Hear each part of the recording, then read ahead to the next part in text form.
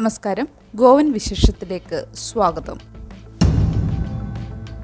മൊപ്സയിൽ വെള്ളപ്പൊക്കം, ശാന്തിനഗറിൽ വെള്ളമില്ല. മൊപ്സയിലെ ശാന്തിനഗർ കൊർലമിലെ ഒരു ചെറിയ മലയോര പ്രദേശത്ത് കഴിഞ്ഞ 8 ദിവസമായി കുടിവെള്ളം ലഭിക്കാതെ ഏകദേശം 20 കുടുംബങ്ങൾ ദുരിതത്തിൽ. പ്രീ മൺസൂൺ മഴയിൽ താഴ്ന്ന പ്രദേശങ്ങൾ വെള്ളത്തിനടിയിലായപ്പോൾ ഈ ഉയർന്ന പ്രദേശത്ത് PWD പൈപ്പ് ലൈനിൽ നിന്ന് വെള്ളമെത്തുന്നില്ല. മഴവെള്ളം ശേഖരിച്ച് പാത്രങ്ങൾ കഴുകാനും കുപ്പിവെള്ളം വാങ്ങി കുടിക്കാനും അല്ലെങ്കിൽ ദൂരെയുള്ള കിണറിൽ നിന്ന് വെള്ളം ശേഖരിക്കാനും നിർബന്ധിതരാണിവർ. പ്രായമായവർക്കും ഭിന്നശേഷിക്കാർക്കും ഈ ദുരിതം പ്രത്യേകിച്ച് ബുദ്ധിമുട്ടാണ്. PWDയോട് നിരന്തരം പരാതിപ്പെട്ടിട്ടും നാളെ വെള്ളം വരും എന്ന മറുപടി മാത്രമാണ് ലഭിക്കുന്നത്. ബോണ്ട്ല മൃഗശാല ഏവിയൻ ഇൻഫ്ലുവൻസ ഭീഷണിയിൽ അടഞ്ഞുകിടക്കുന്നു. ഗോവയിലെ ഏക മൃഗശാലയായ ബോണ്ട്ല മൃഗശാല ഏപ്രിൽ 1 മുതൽ അടഞ്ഞുകിടക്കുകയാണ്. കാരണം ഏവിയൻ ഇൻഫ്ലുവൻസയുടെ സാന്നിധ്യത്തിന്റെ അവ്യക്തമായ പോസിറ്റീവ് ടെസ്റ്റ് റിപ്പോർട്ട്. ഭോപ്പാലിലെ NIH-SADയിൽ നിന്ന് തുടർച്ചയായി 2 നെഗറ്റീവ് ടെസ്റ്റ് ഫലങ്ങൾ ലഭിക്കാതെ മൃഗശാല വീണ്ടും തുറക്കാനാവില്ല. 3 സിവറ്റ് പൂച്ചകളും 2 കാട്ടുപൂച്ചകളും മരിച്ചതിനെ തുടർന്ന് മൃഗങ്ങൾ 15 ദിവസത്തെ ക്വാറന്റൈനിൽ ആയിരുന്നു.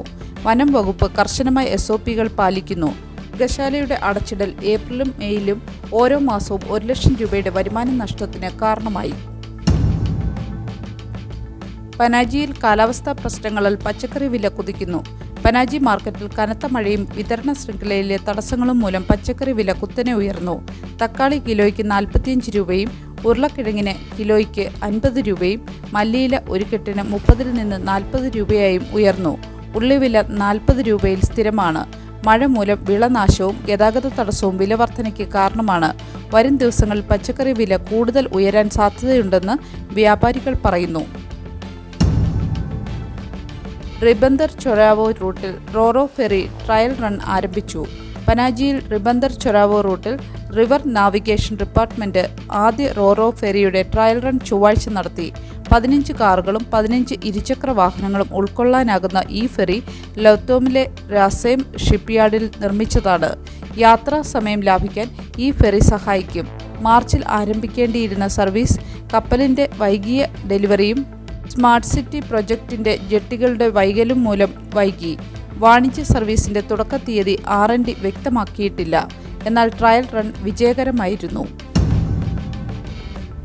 മർഗോവയിലെ പൈ തിയറിസ്റ്റ് ഓഡിറ്റോറിയം അടച്ചിടൽ നീട്ടി. മർഗോവയിലെ രവീന്ദ്ര ഭവനിലെ പൈ തിയറിസ്റ്റ് ഓഡിറ്റോറിയം ജൂൺ 15 വരെ അടഞ്ഞുകിടക്കും. ഇത് തിയേറ്ററിസ്റ്റുകളെ പ്രതിസന്ധിയിലാക്കി. മഴയും മേൽക്കൂര റിപ്പയറിന്റെ അപൂർണതയുമാണ് കാരണം. ജൂലൈ ഓഗസ്റ്റ് മാസങ്ങൾ IFI 2025 മുന്നോടിയായി പ്രൊജക്ടർ, സ്ക്രീൻ, സൗണ്ട് സിസ്റ്റം നവീകരണത്തിനായി ഓഡിറ്റോറിയം വീണ്ടും അടയ്ക്കും. കഴിഞ്ഞ 7 ദിവസത്തിനിടെ 4 തവണ അടച്ചിടൽ തീയതി മാറ്റി. തിയേറ്ററിസ്റ്റുകൾക്ക് ആശയക്കുഴപ്പവും നഷ്ടവുമുണ്ടാക്കി. ചെയർമാൻ രാജേന്ദ്ര തിലക് ഉടൻ തുറക്കാൻ ഇത് ശ്രമിക്കുമെന്ന് ഉറപ്പു നൽകി. ജൂൺ 4 മുതൽ സ്കൂളുകളിൽ ദൈനംദിന യോഗ സെഷനുകൾ.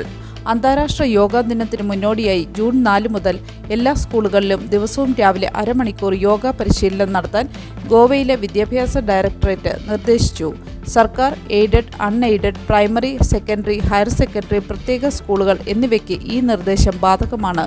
ലളിതവും പ്രായത്തിന് അനുയോജ്യവുമായ ആസനങ്ങൾ, ശ്വസന വ്യായാമങ്ങൾ, ധ്യാന രീതികൾ എന്നിവയ്ക്ക് ഊന്നൽ നൽകണം. ജൂൺ 21 യോഗാ ദിനത്തോടനുബന്ധിച്ച് പ്രത്യേക യോഗ സെഷനുകൾ സംഘടിപ്പിക്കണം. ഫോട്ടോകളും റിപ്പോർട്ടും ജൂൺ 25 DOEക്ക് സമർപ്പിക്കണം. നല്ലൊരു ദിവസം ആശംസിച്ചുകൊണ്ട് ഗോവൻ വിശേഷത്തിന്റെ ഈ വീഡിയോ ഇവിടെ പൂർണ്ണമാകുന്നു.